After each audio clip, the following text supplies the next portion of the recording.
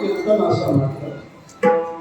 तर हेच कीर्तन संतांनी केलं, नामदेव महाराजांनी केलं. कुठं? चंद्रभागेच्या वरवंटामध्ये. तिथं भगवान प्रत्यक्ष नाचतात. ऐक ना, नाम तो कीर्तन करी पुढे